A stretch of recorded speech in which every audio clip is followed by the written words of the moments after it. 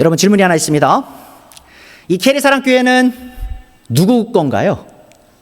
저와 제 아내가 지난 3년간 사실 저희 모든 삶을 다 바쳐서 이 교회를 세우기에 노력해 왔어요. 그렇죠? 자, 그러니까 이 캐리사랑교회는 조영휘 건가요?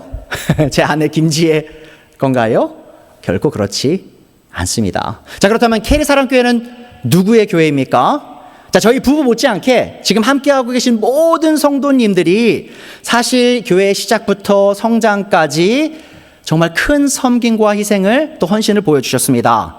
자, 그렇다면 그로 인해 이 교회는 이제 여러분 개인의 교회인가요? 사실 그것도 틀린 말이죠. 자, 물론 우리는 이 캐리사랑교회를요, 우리의 교회라고 부를 수 있습니다. 자, 우리 모두는요, 예수님의 보배로운 피로 하나님의 그 새 언약 백성이 되었고, 또한 우리를 하나로 묶는 성령님의 끈으로 연합하여 새 공동체인, 새 언약의 공동체인 이 캐리사랑교회에 속하게 되었습니다. 자, 그래서 이 캐리사랑교회가 우리 교회다라고 말하는 것 자체는 문제는 아니에요. 자, 하지만 이 말이 곧 우리가 이 교회를 사유화하고 우리 마음대로 운영해 갈 수 있다는 말은 아니란 사실 우리 모두 잘 알고 있을 줄 믿습니다. 자, 왜죠? 자, 우리의 교회인 캐리사랑교회는 우리의 교회인 동시에 또한 예수님께서 소유하신 교회이기 때문입니다. 자, 오늘의 본문에서 예수님께서는요, 미래에 세워질 교회, 그러니까 예수님이 말씀하실 그 당시에 미래 세워질 교회에 대해서 이렇게 말씀하셨습니다. 마태복음 16장 18절이죠. 예수님께서 베드로에게 말씀하십니다. 너는 베드로다. 나는 이 반석 위에다가 내 교회를, 예수님께서 소유하신 교회를, 예수님께서 주인 되신 교회를 세우겠다 약속하셨고요. 죽음의 문들이 그것을 이기지 못할 것이다 라고 말씀하셨습니다. 자, 그러므로 우리 교회인 캐리사랑교회는 예수님께서 세우시는 예수님의 교회임이 분명해 보입니다. 또 그것이 또한 오늘 말씀의 제목이기도 하죠. 우리 교회는 예수님께서 세우시는 예수님의 교회입니다. 자, 이 캐리사랑교회뿐만 아니고요, 이 땅에 세워진 모든 교회들이 다 예수님께 속한 교회여야 합니다. 자, 그러나 너무나 안타깝게도요, 이 교회들 안에 있는 수많은 사람들이 마치 자신들의 교회가 예수님께 속한 것이 아니라 자기 자신에게 속한 교회인 양 살아가고 있는 것도 사실이기도 해요. 자, 이것이 우리가 오늘 다뤄야 될 문제점이기도 합니다. 자, 적지 않은 교인들이 자신의 교회를 사유화하고 있고요, 또한 자신의 교회를 자신의 마음대로 세워나가고 있습니다.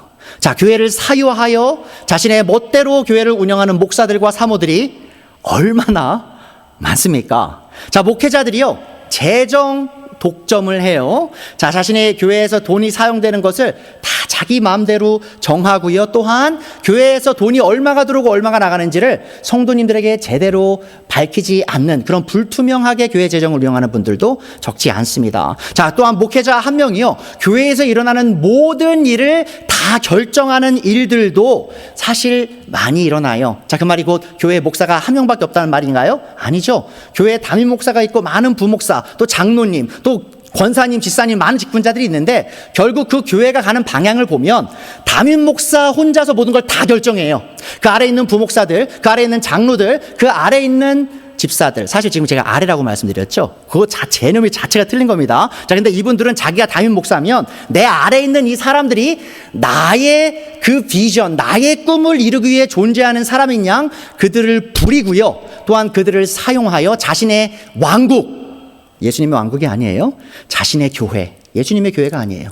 자신의 교회를 세워 나갑니다. 자, 이런 분들이 하는 특정한 일이 있는데요, 한국 사회에서도 아주 문제가 됐었죠. 교회의 세습입니다. 여러분, 교회에서 세습이란 말이 있을 수가 없는 개념이에요. 사실 아버지가 목사이기 때문에 그 아들에게 교회를 물려준다. 아버지가 목사이기 때문에 그 사위에게 교회를 물려준다.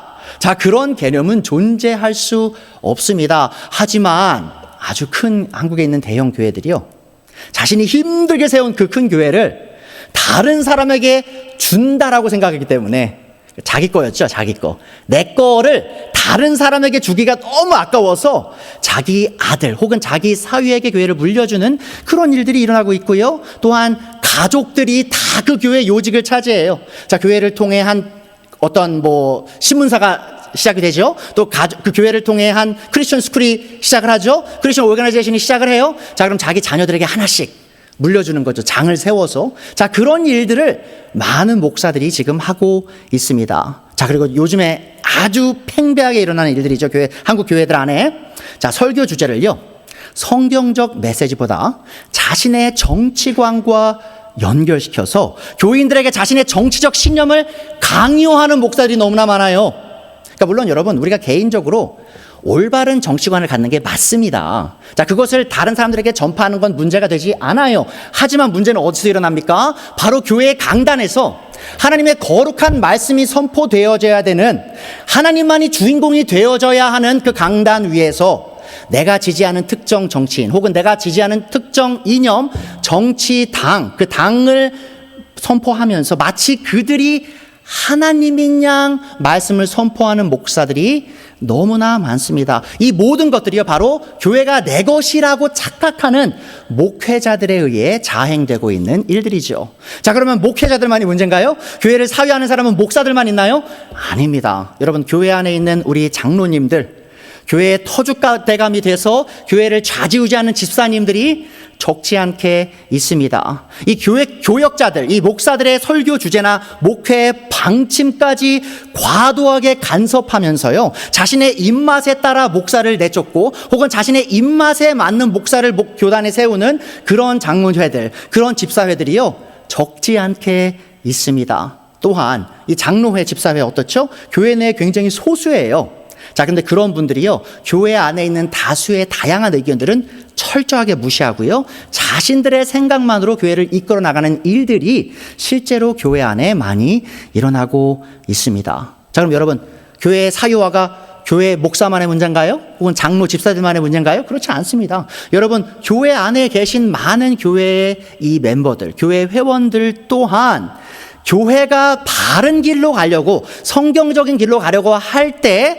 그 리더십, 바른 성경적 리더십을 반박하고요, 점점 더 교회를 세속화시켜 나가는 그리스도인들도, 교인들도 적지 않게 있습니다. 여러분, 요즘에 성경대로 말씀 전하면, 쉽게 말씀드리면 강해 설교했죠? 성경의 말씀에 있는 그대로 차근차근 깊이 있게 설교하면 성도님들이 그런 설교 좋아하실까요? 싫어하실까요? 자, 그런 설교 지겨워요. 아니, 성경에 있는 진리보다 내 삶에 적용되는 얘기 좀 해주세요, 목사님.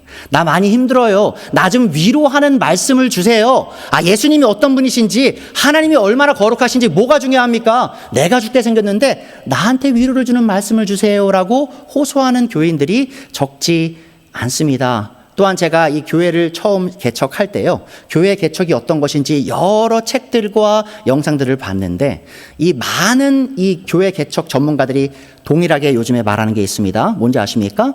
더 이상 교회는 성경 말씀의 선포로 세워지지 않는다라고 얘기를 했어요. 무슨 말이냐면, 교인들이요, 더 이상 올바른 말씀을 기준으로 교회를 찾는다는 게 아닙니다. 교회에서 나를 위해 뭘 해줄 수 있냐? 요즘에 한국에서 유행하는 거 있죠? 지금 한국의 출산율이 굉장히 낮아요.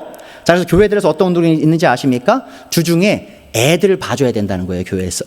주중에까지. 예배 시간뿐만 아니라 교회에 있는 많은 분들이 자원봉사해서 그 지역에 있는 젊은 사람들, 자식들을 돌봐주고 그 지역에 있는 사람들을 그렇게 커뮤니티를 섬겨서 교회를 세워나가야 된다. 자, 이런 움직임들이 많이 일어나요. 자, 그리고 교회에서 어떤 거 하죠? 체육관 같은 거 만들어서, 볼링장 같은 거 만들어서, 게임과 같은 거 만들어서 커뮤니티에 오픈해서 그런 것들을 통해서 교회를 세워나가야 된다고 가르치는 분들도 적지 않게 있습니다. 자, 그 말이 뭐죠? 많은 교인들, 많은 그리스도인들이요, 교회라는 것이 마치 내 필요를 채워주는 것인 양 착각하고 있는 것입니다. 자, 그리고 교회 리더십에서 찬양과 예배를 진지하게 드리자라고 이끌어 나갈 때 일부 교인들은 젊은 사람들을 끌려면 예배는 콘서트처럼 화려해야 한다라고 말하면서, 또 말씀보다 이벤트가 더 중요하다고 말하면서 교회의 방향을 그런 식으로 이끌어 나가는, 세속화시키는 교인들도 적지 않게 있습니다.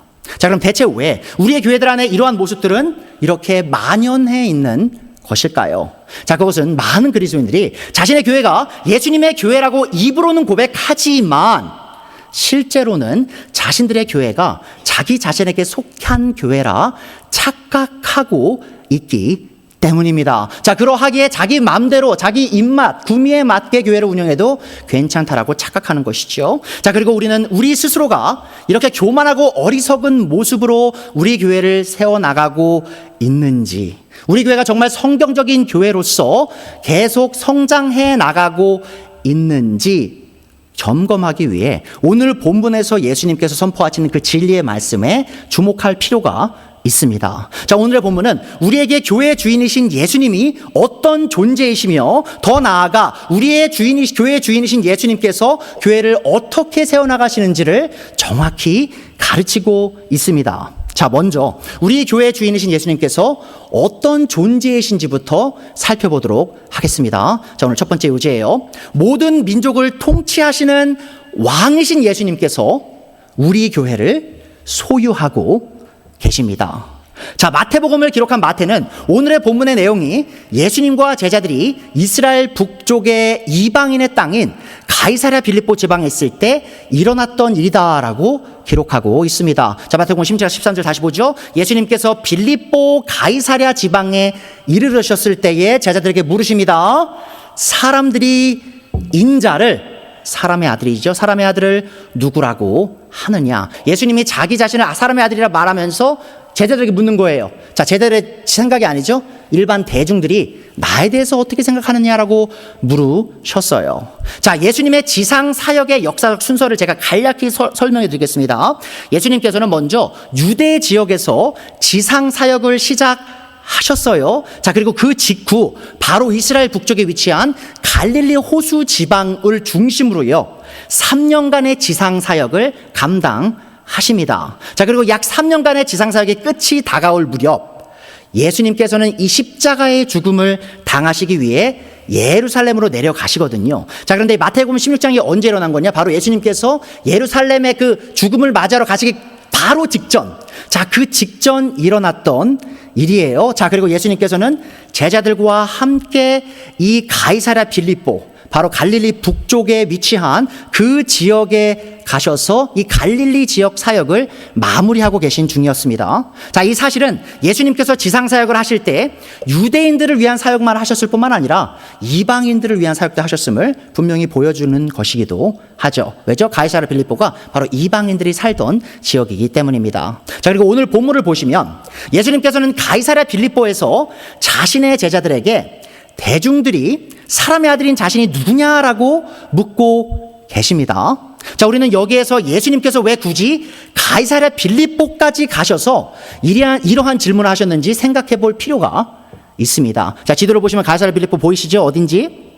자, 가이사랴 빌립보는 원래 바니아스 혹은 파네아스라고 불렸던 지역이었어요. 자, 근데 여기가 왜 파네아스라고 불렸냐? 바로 이곳이 판이라는 이름을 가진 우상을 숭배하던 도시였기 때문입니다. 자, 그래서 이 가이사랴 빌립보는요 바로 이방 신을 향한 우상 숭배가 아주 팽배했던 도시였어요. 자, 특히 헤롯 빌립, 자, 바로 헤롯 대왕의 아들 중에 하나였죠. 이 헤롯 빌립은 이 지역을 통치하면서 로마 황제를 기리는 의미로 이 도시의 이름을 가이사랴라고 바꿉니다. 자, 바로 시저 가이사르.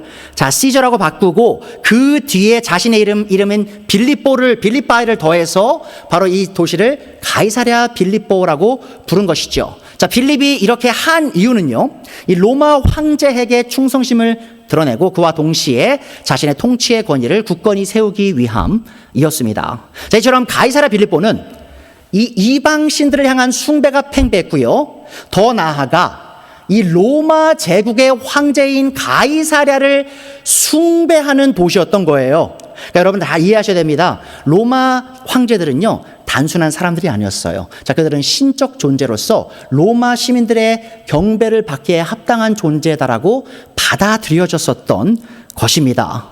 자, 예수님께서는 바로 이런 황제 숭배와 온갖 우상 숭배로 가득한 그 땅 중심에서 제자들에게 이렇게 물으신 거예요. 대중들, 사람들이 사람의 아들이 누구라고 생각하고 있느냐? 자, 그러면 예수님께서 왜 그곳에서 그런 질문을 하셨는지 좀 더 분명해 보이죠? 세상의 강력한 권력과 그 뒤에 있는 온갖 우상숭배가 만연한 그 자리에서 예수님은 진정한 왕이 누구신지, 또한 진정으로 경배해야 할 대상이 누구신지를 지금 묻고 계신 것입니다. 자, 그렇다면 예수님의 사역을 직간접적으로 접했던 대중들은 예수님의 진짜 정체를 바르게 알고 있었을까요? 자, 다음 구절들에 나오죠. 14절에 나옵니다. 제자들이 대답하죠. 침례자 요한이라고 하는 사람들도 있고, 예수님을 엘리야라고 하는 사람들도 있고, 예레미야나 예언자들 가운데 한 사람이라고 하는 사람들도 있습니다 라고 제자들이 대답하죠. 자, 대다수의 사람들은 예수님이 하나님께서 보내신 중요한 인물이란 것은 알았던 것 같아요. 자, 그러나 그들은 예수님께서 단순히 하나님께서 보내신 다양한 예언자들 중 한 명이 아니라 하나님께서 인류에게 보내신 유일하며 또한 가장 중요한 분이란 사실을 알지 못하고 있었습니다. 자, 자신의 정체에 대한 이 대중들의 생각이 완전 틀렸음을 아셨던 예수님께서는 자신의 곁에서 수년간 지낸 이 자신의 제자들에게 동일한 질문을 던지십니다. 15절부터 나오죠. 예수님께서 물으십니다. 그러면 너희 나와 함께 3년이라는 시간을 함께 보냈던 너희는 나를 누구라고 생각하니? 라고 물으시죠. 자, 그리고 베드로는요, 12제자, 12사도를 대표해서 예수님의 질문에 이렇게 올바르게 16절에서 대답합니다. 시몬 베드로가 말하죠. 선생님은 살아계신 하나님의 아들 그리스도. 자, 직역하면 이렇게 됩니다.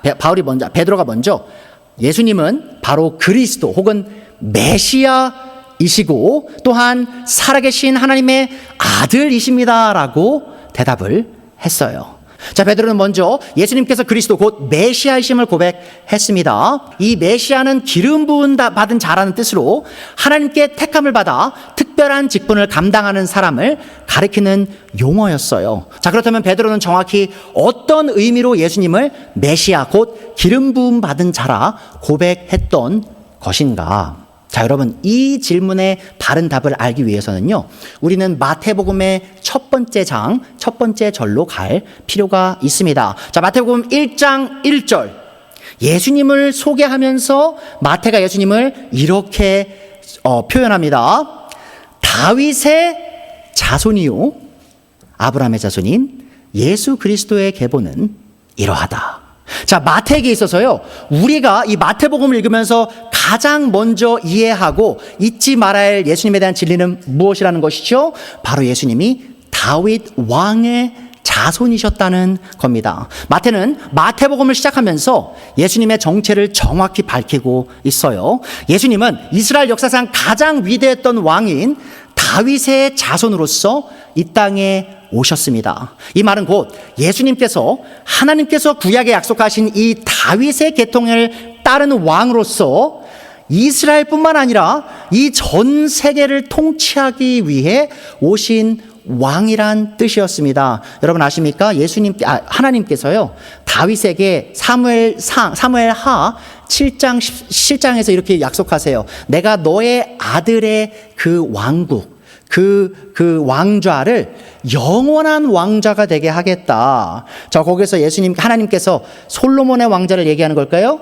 아닙니다. 솔로몬 이외에 다른 메시아, 바로 오실 다윗의 이름으로 올 그 메시아, 그 예수님에 관한 그 예언을 다윗에게 주신 것이고, 또한 예수님께서 그 다윗의 자손 그 왕으로서 이 땅에 오셨다라고 마태는 얘기하고 있습니다. 이 세상을 통치하기 오신 이 메시아이신 예수님은 다윗의 계통을 따르는 왕이셨을 뿐만 아니라 살아계신 하나님의 아들이시다라고 베드로는 고백했어요. 자, 하나님께서 살아계신 하나님이시라고 표현한 이 베드로의 고백은 유일신이신 하나님께서 이 가이사랴 빌립보에서 사람들에게 경배를 받던 실체가 없는 죽은 신들과는 본질적으로 전혀 다른 분임을 분명히 드러내는 선포이기도 했습니다. 자, 그러니까 가이사랴 빌립보예요. 지금 이미 죽은 신들, 움직이지 못하는 신들, 특히 황제들 가운데 율리어스 시저는요, 죽은 상태에서 신이 됐어요. 자, 그런 죽은 신을 모시는 그 신전 앞에서 베드로가 고백한 겁니다. 예수님께서는 살아계신 하나님의 아들이십니다. 자, 보시죠. 그 죽은 신들과 전혀 다른 유일하신 살아계신 하나님의 아들이 곧 예수님이다라고 고백했다는 것이죠. 여러분, 동전 보이시죠? 이 동전을 보시면 뭐라고 나옵니까? DVF라고 나오는데요. 이걸 라틴어로 풀어서 읽으면 Divi Filius라는 것입니다. 자, 그런데 이것을 우리가 번역을 하면 이렇게 돼요. Son of God이라고 나오죠. 자, 그런데 이게 누구를 향한 동전이었냐? 누구를 기념하기 위한 동전이었냐? 바로 예수님 당시의 로마 황제였던 아우구스투스를 기념하기 위한 동전이었어요. 자, 보시면 뭐입니까? 이 아우구스투스, 이 당시에 살아있는 황제였던 이 아우구스투스가 직책을 갖고 있었는데 그 직책 중에 하나가 뭐였어요? 직함 중에 하나가 바로 하나님의 아들이라 불렸던 것이죠. 여러분, 아우구스투스는요, 율리어스 시저. 자, 율리어스 시저가 이 로마 제국을 세우는 데 있어서 굉장히 큰 역할을 했던 사람이죠. 근데 율리어스 시저는 첫 번째 황제는 아니었어요. 왜죠? 아우구스투스가 첫 번째 황제가 됩니다. 자, 하지만 율리어스 시저가 죽고 난 후에 그 공의회, 그리스에 있던 공의회는요, 율리어스 시저를 신으로서 추대를 합니다. 자, 그 말은 뭐예요? 지금 이 율리어스 시저의 양아들이었던 아우구스투스가 신의 아들이 되는 것이죠. 자, 이해할 수 있으시겠습니까? 자, 그러면 이 가이사랴 빌립보에 어떤 신전이 있었냐? 바로 이 로마 황제를 기리고 경배하는 신전이 있었다는 것이죠. 자, 그 말은 곧 가이사랴 빌립보에서 이 어우거스투스가, 이 당시에 로마 황제가 하나님의 아들로서 경배받는 그 자리에서 베드로가 예수님을 향해 이렇게 고백한 거예요. 예수님, 저 아우구스투스가 하나님의 아들이 아니고요. 그 하나님은 죽은 신이고요. 예수님만이 살아있는 유일신 우리의 여호와 하나님의 아들이십니다라고 지금 고백을 했던 것입니다. 이 예수님의 참된 정체에 대한 이 베드로의 고백은 실로 엄청난 고백이었어요.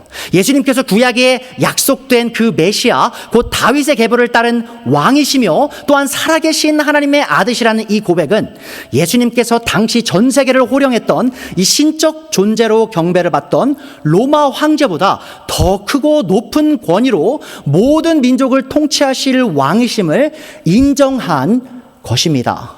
그리고 실제로요, 로마 병정들 앞에서 이런 고백을 하면 어떻게 되지 아십니까? 그들이 여러분 잡아가요. 이런 고백하는 사람 잡아갑니다. 왜요? 로마 황제만이 하나님의 아들이고 로마 황제만이 이 세상을 통치할 왕이시지 대체 예수라는 자가 무슨 왕이냐라고 얘기하면서 그들을 잡아가는 그런 사회이기도 했다는 것이지요. 자, 그리고 이 예수님의 정체에 대한 베드로의 이 엄청난 고백은 베드로 혼자 스스로 생각해낸 터무니없는 고백이 그런 상상이 아니었습니다. 이 고백은 참되고 진실한 고백이었어요. 자, 예수님께서 그래서 다음 절에 말씀하시죠. 시몬 바요나야, 혹은 요한의 아들아, 너는 복이 있다. 너에게 이것을 알려주신 분은 사람, 이게 그리스도는 살과 피가 아니다라고 얘기하는데요. 바로 사람에 의해 주어진 진리가 아니라는 거예요. 이 진리, 예수님에 관한 진리, 예수님이 메시아이시며 다윗의 족보를 따른 왕이시고 또한 살아계신 하나님의 아들이시라는 이 진리는 바로 하늘에 계신 나의 아버지께서 너에게 계시하신 것이다라고 말씀하신 겁니다. 이 베드로와 다른 사도들이 예수님의 정체를 바르게 알고 그분의 정체에 대한 바른 고백을 할 수 있었던 이유는 그들이 하나님 아버지로부터 예수님에 대한 직접적 계시를 받았기 때문이었습니다. 사도들은 예수님께서 시편 2편에 기록된 모든 민족을 통치하시는 하나님의 아들이심을 하나님의 계시를 통해 분명히 알게 되었던 거예요. 여러분이 유대교를 좀 공부하시면요, 시편 2편은 바로 다윗의 계통을 따른 메시아에 관한 시편이다라고 잘 알려져 있습니다. 자, 그런데 이 메시아에 관한 이 시편을 잘 읽어보시면 아주 흥미로운 장면이 나와요. 뭐죠? 바로 여호와 하나님께서 자신의 아들의 존재에 대해서 말씀하세요. 그리고 자신의 아들이 왕이라고 말씀하시고요. 더 나아가 이 왕이 전 우주, 전 민족을 다스리는 왕이다라고 선포하십니다. 자, 시편 2편 7절 보세요. 나 이제 주님께서, 여호와께서 내리신 칙령을 선포한다. 주님께서 나에게 이르시기를, 그 아들이 말하는 겁니다. 너는 내 아들, 내가 너를 오늘 낳았다. 내게 청하여라. 문 나라들을 유산으로 주겠다. 땅 이 끝에서 저 끝까지 너의 소유가 되게 하겠다라고 여호와 하나님께서 나에게 말씀했다라고 이 아들이라 불린 이 메시아가 이렇게 고백을 하고 있는 것입니다. 자, 무슨 말이죠? 이미 구약 성경에 기록되어 있었어요. 예언되어 있었어요. 이 다윗의 계통에 따른 이 메시아가 오면 그 메시아가 단순한 사람일 뿐만 아니라 전 우주를, 전 세계를, 전 민족을 통치하는 강력한 왕이 될 것이다 설명을 하고 있던 것이고, 예수님의 제자들은 예수님께서 바로 이 메시아시다, 이 전 세계를 통치하시는 왕이시다는 사실을 지금 알고 고백했던 것입니다. 예수님께서는 자신의 정체에 대해 아주 바르고 진실한 고백을 한 이 복된 베드로에게 이렇게 말씀하십니다. 나도 너에게 말한다. 너는 베드로다. 나는 이 반석 위에다가 내 교회를 세우겠다. 그리고 죽음의 문들, 그것 혹은 하데스의 문들이 그것을 이기지 못할 것이다. 자, 예수님께서는 지금까지 시몬이라는 이름으로 살았던 베드로에게 돌이라는 뜻을 가진 이름인 베드로를 이 장소에서 주셨습니다. 자, 그리고 이 반석 위에다가 자신의 교회를 세우겠다라고 약속까지 하셨어요. 자, 여기에서 예수님께서 말씀하시는 이 자신의 교회는 현대 우리가 알고 있는 카톨릭 교회나 혹은 개신교 안에 있는 여러 교단들을 의미하지 않습니다. 더 나아가 지금 예수님께서 말씀하시는 교단은요, 사람들이 경배하기 위해 오는 교회 건물을 의미하지도 않아요. 자, 예수님께서 세우시는 이 예수님의 교회는 예수님의 정체에 대해 베드로와 같은 신앙 고백을 할 수 있는 사람들의 모임, 곧 참된 신자들의 모임을 의미합니다. 자, 예수님께서 이스라엘 땅에 오시기 전까지 율법을 소유한 유대인들만이 하나님의 백성이라 불릴 수 있었어요. 무슨 말이에요? 여러분이 구약시대에 태어나셨으면요, 여러분 하나님의 백성 되시기 위해 할례 받으셔야 됐었어요. 모세 율법 지키셔야 했었어요. 자, 그러나 하나님의 아들이신 예수님의 초림과 함께 하나님의 왕국 백성이 되는 기준이 완전히 바뀌게 돼요. 자, 유대인이든 이방인이든 베드로와 같이 예수님께서 전 세계를 통치하시는 하나님의 아들이심을 고백할 수 있다면 누구든지 하나님의 왕국에 속한 예수님의 교회의 일원이 될 수 있게 된 것이죠. 자, 여러분과 저는 어떻게 예수님의 교회에 속하게 되었습니까? 자, 우리 중 많은 분들 모태신앙인 분들이 계세요. 자, 제가 묻죠. 어떻게 그리스도인이 되셨습니까? 많은 분들이 다 저 모태신앙이에요 라고 아무렇지 않게 말씀하세요. 근데 여러분, 우리가 모태신앙이라는 사실이 우리를 예수님의 교회에 속하게 합니까? 그렇지 않죠. 혹은 많은 분들이 착각하세요. 내가 교회에 헌금 많이 했으니까, 혹은 교회에서 봉사 열심히 했으니까 나 이제 예수님의 교회에 속한 거 아닙니까? 라고 착각하시는 분들도 있어요. 하지만 그런 봉사와 헌신으로 우리가 교회의 일원이 되는 것은 아닙니다. 자, 우리 모두는 바로 살아계신 하나님의 아들이신 그 메시아이신 예수님의 정체를, 그분에 대한 진리를 믿고 고백함으로써 이 교회에 들어오게 된 것입니다. 자, 그리고 우리 모두가 전 우주를 완전한 주권으로 통치하시는 예수님께서 우리의 교회의 주인이란 이 사실을 믿고 고백하고 인정한다면, 자, 우리 모두가 해야 될 게 있죠. 그것은 바로 우리 중 그 누구도 이 예수님의 교회의 주인 행세를 할 수 없다는 말입니다. 자, 무슨 말이에요? 예수님께서 메시아이시다, 다윗 왕가에 따른 왕이시다, 전 우주를 통치하시는 절대적 주권자시다, 그분이 교회를 소유하셨다는 말은 뭡니까? 그분 앞에 다 무릎을 꿇어야 되는 거예요. 교회 안에서 자신의 목을 뻣뻣이 들고 이게 내 교회다, 내 마음대로 하겠다라고 할 수 있는 사람은 존재하지 않는다는 것이죠. 자, 그것이 바로 우리가 예수님이 그리스도시다, 예수님이 메시아시다, 살아계신 하나님의 아들이시다라고 고백하는 그 고백의 의미입니다. 자, 예수님께서는 본인 스스로가 자신의 교회를 세우시겠다 약속하셨어요. 자, 캐리사랑교회를 함께 세워나가고 있는 우리가 이 캐리사랑교회가 참되게 예수님께 속한 교회로서 예수님께서 세우시는 교회가 되게 하기 위해 해야 할 일은 무엇일까요? 자, 그것은 바로 예수님께서 진정 우리의 머리이시고 우리 교회의 주인이심을 인정하고 우리의 생각과 욕심을 겸손히 내려놓는 것입니다. 여러분, 이 말은요, 먼저 저를 향한 말이에요. 제 생각과 제 원함 있죠? 그것을 내려놔야만, 목사로서, 이 교회 개척자로서 그걸 내려놔야만 이 교회가 예수님의 교회로서 바르게 성장할 수 있는 겁니다. 여러분도 마찬가지죠? 여러분도 나름의 비전이 있을 수 있어요. 이 교회가 이렇게 갔으면 좋겠다, 저렇게 갔으면 좋겠다라고 생각할 수 있습니다. 또 그 생각이 옳으실 수도 있어요. 하지만 그 생각이 예수님의 생각과 다르다는 것이 발견될 때 어떻게 하셔야 될까요? 그 자리에서 내려놓으시는 겁니다. 그 자리에서 예수님의 발 앞에 무릎 꿇으시는 거예요. 자, 그리고 예수님의 뜻대로 합니다, 내 뜻이 아닙니다라고 말씀하실 수 있을 때 우리가 이 교회를 함께 예수님께 속한 예수님의 교회로서 세워나갈 수 있음을 기억해 주시기 바랍니다. 자, 또 더 나아가서요, 우리는 이 캐리사랑교회가 예수님께 속하여 예수님께서 세우시는 교회로 드러나게 하기 위해 반드시 이 교회를 예수님의 방식으로 세워나가야 합니다. 자, 내 방식이 아니에요. 바로 우리의 교회 주인이신 예수님의 방식으로 교회를 세워야 되는 거죠. 자, 그렇다면 예수님께서는 자신의 교회를 어떻게 세워 나가실까요? 자, 오늘 두 번째이자 마지막 요지이기도 합니다. 예수님께서 자신이 보내신 사도들의 가르침으로 자신의 교회를 세워 나가십니다. 뭐라고요?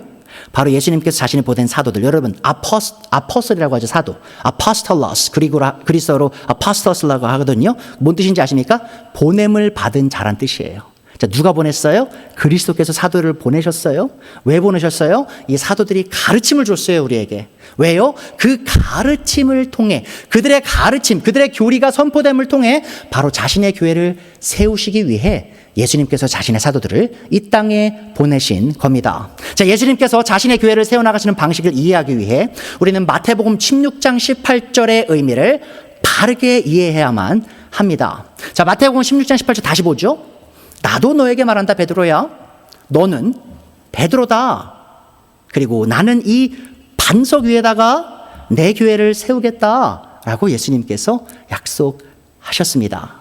근데 여러분 아십니까? 이 마태복음 16장 18절이요, 정말 많이 오해를 받는 구절인데 제가 그걸 좀 설명을 드릴게요. 자, 여러분이 좀 교회 좀 다닌 연수가 있으시고 설교 좀 내가 좀 들었다 하신 분들이면요, 다들 이렇게 이해하고 계실 수도 있어요. 대부분이 이렇게 이해합니다.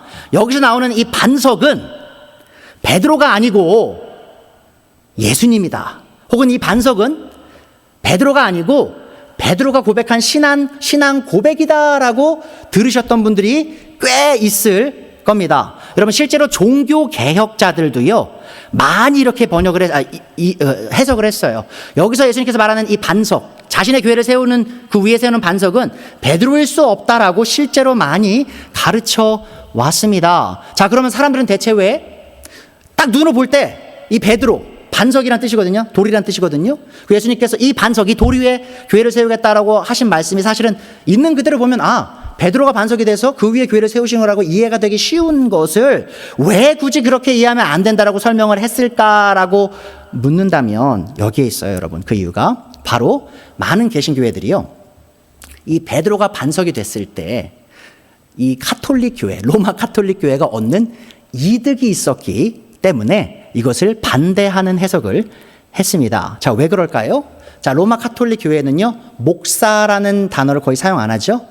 보통 로마 카톨릭 교회 목사 중에 목사 누굽니까? 바로 교황이 있어요. 교황은 누굽니까? 바로 로마 교회의 주교가 전 세계에 있는 로마 카톨릭 교회를 다스리는 어떤 그런 왕과 같은 존재로 군림하고 있죠. 자, 그런데 종교개혁이 왜 일어났어요? 그 교황이 성경에 존재하지 않는 직분이고 그가 잘못된 성경을 가르치기 때문에 나온 집단이 바로 개신교, 프로테스탄티즘이기도 하다는 것이죠. 자, 그런데 로마 카톨릭 교회는요, 마태복음 16장 18절을 통해 교회의 반석이었던 베드로가 로마 카톨릭 교회의 첫 번째 교황이 되었다라고 가르쳐 왔습니다. 자, 그리고 로마 카톨릭 교회의 교황에 관한 교리를 반대했던 여러 개신교 신학자들은 이러한 주장에 반박하기 위해 예수님께서 교회의 기초로 삼으시는 반석이 베드로여서는 안 된다라고 생각을 했어요. 자, 그래서 그들은 이 구절의 가장 자연스러운 해석인 이 베드로가 교회의 기초를 이루는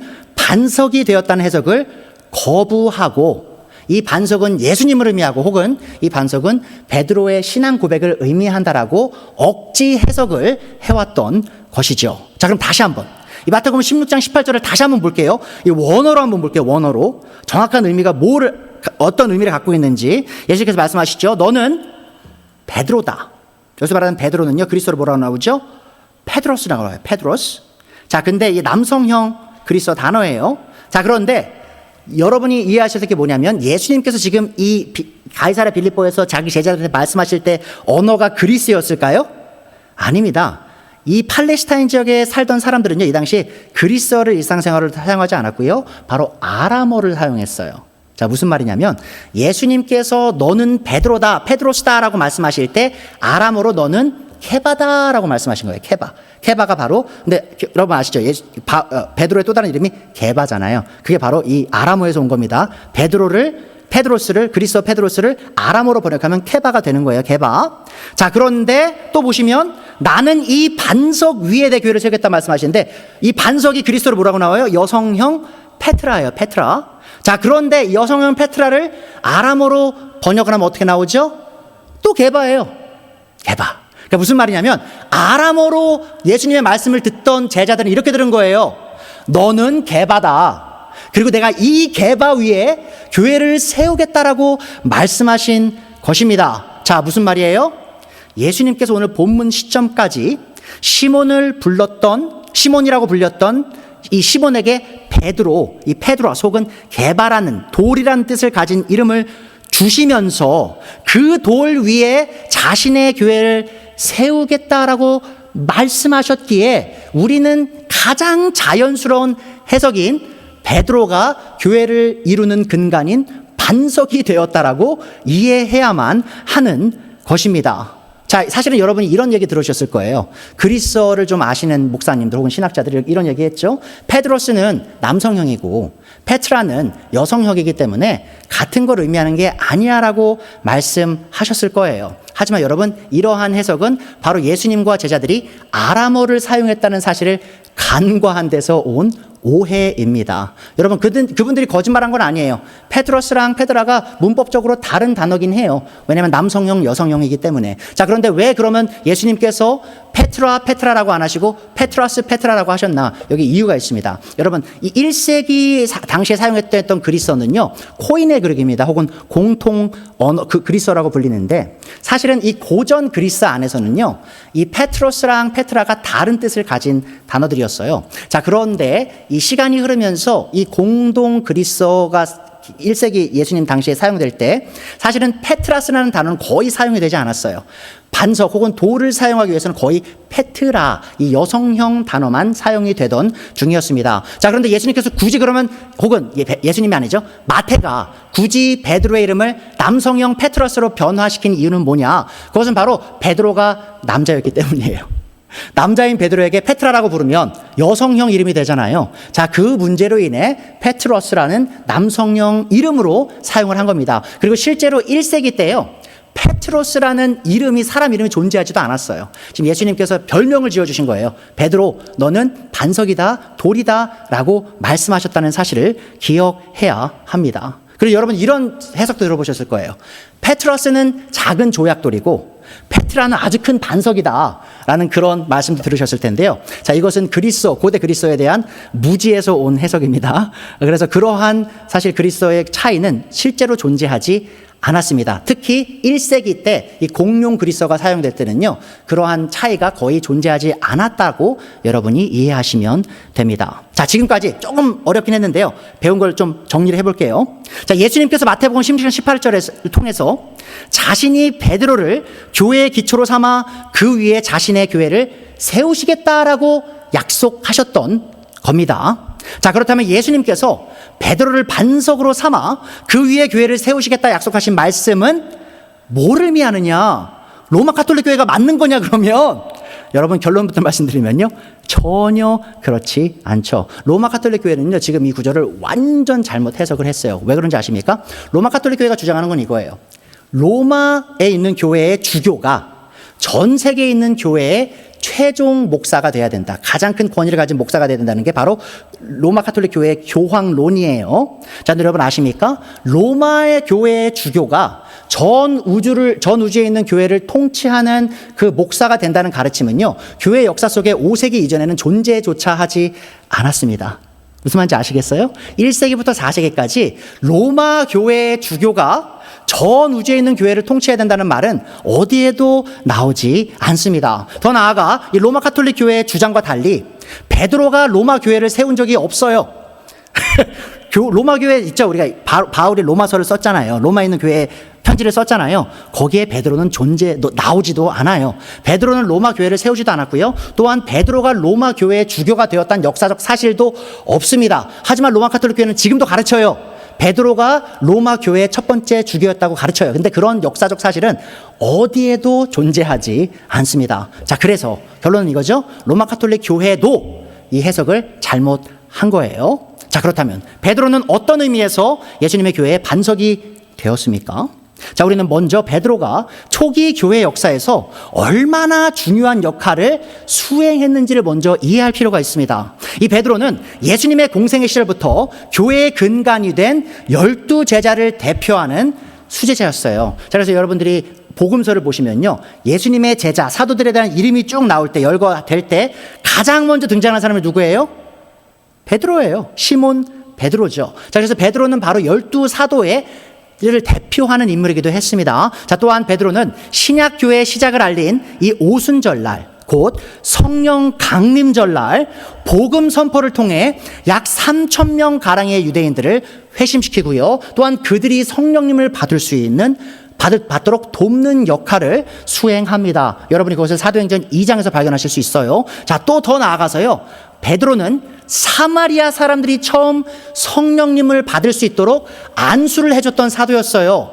자, 또 더 나아가서 사마리아에만 안수해줬나요? 아니죠. 바로 베드로가 사도행전에 등장하는 첫 번째 이방인 회심자 누구였죠? 바로 고넬료에게 복음을 선포하고 그에게 안수함으로 그가 성령님을 받는 그 일을 이루도록 도운 사도기도 했어요. 네, 여러분, 사도행전 1장 8절에 무슨 약속이 나오죠? 예수님께서 너희가 권능을 받으면 유대와 사마리아와 땅끝까지, 그렇죠? 예루살렘, 유다, 사마리아 땅끝까지 내 증인이 되리라고 말씀하셨는데, 그 첫 번째 장 있죠. 예루살렘에서 복음이 선포된 것, 유대 땅에서 복음이 선포된 것, 사마리아에서 복음이 선포되고 이방인에게 복음이 선포되는 것에 있어서 주요 인물이 누구였어요? 계속 베드로였어요. 베드로의 복음 선포를 예수님께서 사용하셔서 각 지역 다른 민족들을 예수님의 그 교회 안에 들어오는 일을 예수님께서 베드로를 사용하셨다는 겁니다. 이처럼 예수님은 베드로를 자신의 교회의 기초를 이루는 반석으로서 사용하신 것입니다. 근데 여기서 우리가 이것만 이해하면 안 돼요. 또 다른 중요한 진리가 있습니다. 자, 오늘의 본문에 나온 베드로가 단순히 한 개인으로서 예수님의 교회의 기초가 되었을 뿐만 아니고요, 이 베드로는 12사도들의 대표로서 교회의 기초가 되었다는 사실 또한 우리는 기억할 필요가 있습니다. 여러분, 다시 말하면 이거예요. 베드로가 예수님은 그리스도십니다, 메시아십니다, 살아계신 하나님의 아들이십니다라고 고백했을 때 다른 11사도들이 아니, 나는 그렇게 생각 안 하는데 이러고 있을까요? 이러고 있었을까요? 아니에요, 여러분. 바로 12사도들 모두가 다 베드로의 고백에 동의하고 있었어요. 그러니까 이 베드로의 고백은 곧 12사도들의 고백이기도 한 것이었죠. 자, 물론 유다가 있죠. 유다는 아니었지만 그 11사도들은 나머지 10사도들은 다 이 베드로의 고백에 동의하고 있었던 것입니다. 자, 또한 예수님께서는 베드로를 교회의 기초로 삼으셨을 뿐만 아니라 그의 동료였던 11사도들 또한 교회의 기초를 이루는 근간으로 사용하셨음이 분명해 보입니다. 자, 제가 처음에 오순절날 베드로가 복음을 선포해서 몇 명이 교회 안에 들어왔다고 했죠? 3,000명. 그렇죠, 3,000명. 자, 근데 그 3,000명이 예루살렘 교회에 속해서 어떻게 성장했는지를 누가는 사도행전에서 이렇게 기록합니다. 자, 보세요. 사도행전 2장 40절부터 43절이에요. 베드로는 이 밖에도 많은 말로 증언하고 삐뚤어진 세대에게 구원을 받으라고 그들에게 권면하였다. 그의 말을 받아들인 사람들은 침례를 받았다. 이렇게 해서 그날의 신도의 수가 약 3,000명이나 늘어났다. 이게 오순절날 베드로의 복음 선포로 인해서 3천 명이 처음으로 교회 안에 더해지는 일이 일어났던 거예요. 신약 교회로서. 자, 근데 보세요. 42절. 이 3천 명이 교회 안에서 어떻게 영적으로 성장했냐? 그들은 사도들의 가르침에 몰두하며. 자, 보세요. 여러분, 베드로에게만 배운 게 아니에요, 이들이. 베드로가 처음 복음을 선포한 건 맞아요. 그를 통해 이들이 교회에 예수님을 믿고 교회에 더해진 게 맞아요. 자, 하지만 그 후에 어떤 일이 있었죠? 베드로뿐만 아니라 12 사도 모두가 다 이 사람들을 가르쳐서, 예수님이 그들에게 가르친 그 진리들을 가르쳐서 그들이 교회로서 세워지고 성장할 수 있도록 도왔던 겁니다. 또 서로 사귀는 일과 빵을 떼는 일과 기도에 힘썼다. 모든 사람에게 두려운 마음이 생겼다. 또 사도들을 통하여 놀라운 일과 표징이 많이 일어났던 것이다. 그러니까 여러분, 마태복음 16장에서 베드로가 예수님을 향한 엄청난 고백을 하죠. 그것은 바로 사도들의 고백이었습니다. 더 나아가 오순절날 베드로 사도가 엄청난 복음 선포를 하죠. 수천 명이 예수님 안에 들어오죠. 자, 그것이 바로 사도들, 12 사도들 모두가 다 함께 선포했던 복음이었어요. 자, 그 복음으로 예수님께서 이 교회의 근간을 세우셨던 것입니다. 또한 누가는 예수님께서 이루신 예루살렘 교회의 놀라운 숫자적 영적 성장을 요약하면서 사도행전 4장에서 이렇게 말합니다. 32절 33절이에요. 많은 신도가 다 한 마음과 한 뜻이 되어서 아무도 자기 소유를 자기 것이라고 하지 않고 모든 것을 공동으로 사용하였다. 자, 처음 예루살렘 교회가 이렇게 서로를 향한 사랑이 넘쳤어요. 자, 어떻게 가능했냐? 33절. 사도들은 큰 능력으로 주 예수의 부활을 증언하였고 사람들은 모두 큰 은혜를 받았다. 자, 보세요, 여러분. 베드로만 말씀 선포한 게 아니죠. 베드로와 함께 12 사도들이 신실하게 하나님의 말씀, 이 예수님의 부활에 관한 복음을 선포함으로 많은 이들이 예수님의 은혜 안에 들어와 교회에 더해지는 일이 일어났던 것입니다.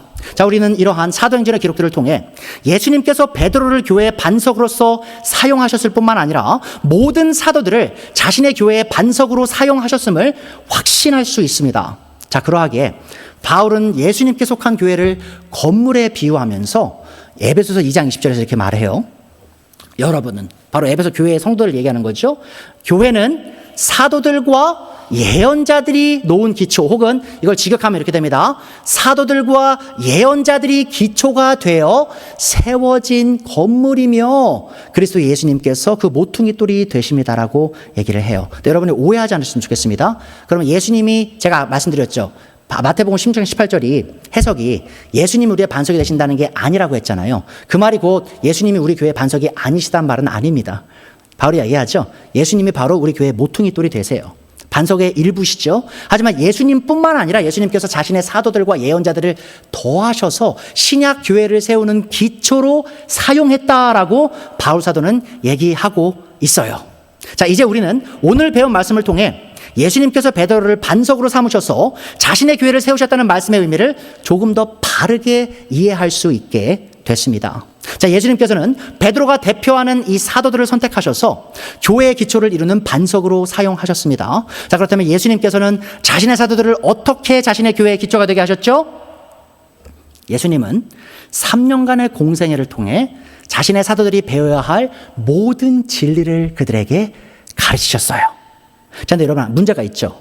예수님께서 돌아가실 때 이 제자들이 다 이해했나요? 아직 이해는 못했어요. 자, 그런데 그들이 뭘 경험했죠? 예수님의 죽음, 예수님의 묻힘, 예수님의 부활, 또 예수님의 승천을 경험하면서 지난 3년간 배웠던 그 예수님의 가르친 그 진리들이 무엇을 의미하는지 깨닫게 된 거죠. 그리고 깨달은 바를 믿게 된 거죠. 자, 무슨 말입니까? 예수님께서 그들이 이 교회를 세울 수 있는 반석으로서 준비가 될 수 있는 모든 것을 다 이루셨던 것입니다. 자, 그리고 예수님의 승천과 함께 성령님의 강림과 함께 이들이 복음을 선포하기 시작하면서 예수님이 가르친 그 모든 말씀을 선포하기 시작하면서 신약 교회가 여기저기서 세워지기 시작했던 것입니다. 이 오순절날 성령님의 권능을 입은 사도들이 복음을 선포하기 전까지 예루살렘에 예수님을 믿는 무리가 몇 명쯤 있었죠? 한 120명쯤밖에 남지 않았어요. 그렇죠? 사실 예수님이 상준하실 때, 공생하실 때 수만 명이 예수님을 따랐습니다. 수만 명이 예수님을 따랐어요. 자, 근데 예수님의 죽음과 묻히심과 부활 후에 몇 명만 남았어요? 한 120명밖에 참된 신자가 없었던 거예요. 자, 그런데 오순절날 이 사도들이 예수님의 복음을 선포했더니 120명이 몇 명이 됐어요? 3,000명이 되죠. 3,000명이 나중에 또 얼마나 더 더해져요? 5,000명이 또 더해져요. 수만 명이 더해진 예루살렘 교회가 폭발적인 그런 성장을 이루게 됩니다. 자, 우리는 오늘 들은 메시지를 통해 예수님께서 세우시는 예수님의 교회와 사람이 세우는 거짓 교회의 차이점을 발견하게 됩니다. 자, 이 세상에는 수많은 교회들이 있고 수많은 목사들과 교인들은 저마다 자신의 교회가 예수님의 교회다라고 주장하고 있어요. 자, 그러나 이들 중 얼마나 많은 사람들이 예수님께서 자신의 교회를 세우는 방식과 전혀 다른 방식으로 자신들의 교회를 세우고 있는지 여러분 아십니까? 자, 예수님께서 자신의 교회를 세우시는 방식이 뭐죠? 단 하나예요, 여러분. 예수님께서는요, 자신의 교회를 사도들을 반석으로 삼아 세우시겠다고 약속하셨어요. 무슨 말이죠? 곧 사도들이 가르친 이 신약 성경의 말씀 위에 자신의 교회를 세우시겠다라고 약속하신 겁니다. 자, 예수님께서 교회를 세우시는 유일한 방식이 뭐예요? 바로 사도들이 선포한 그 진리를 계속해서 선포함으로써만, 그 선포만으로만 자신의 교회를 세우신다는 것이죠. 자, 그러나 오늘날 너무 많은 목회자들이 예수님께서 자신의 교회를 세우시는 방식과 동떨어진 방식으로 자신들의 교회를 세우고 있습니다. 자, 많은 목회자들이요, 사실 성경 말씀을 바르게 연구하고 묵상하여 사도들이 가르친 진리의 말씀을 선포하는 것에 큰 관심을 두고 있지 않은 것처럼 보여요. 사실 목사는요, 여러분, 이 성경에 목숨을 걸어야 되는 존재입니다. 이 성경에 살고 성경에 죽어야 되는 게 목사예요.